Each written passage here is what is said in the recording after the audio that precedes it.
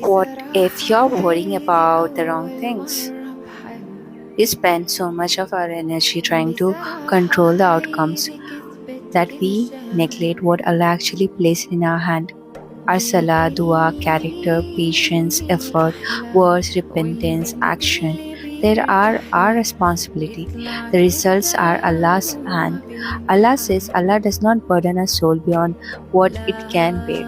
Think about that. If knowing the future was necessary for your peace, Allah would have told you what tomorrow holds. But He didn't, because peace doesn't come from certainty about the future. It comes from trusting the one who knows the future.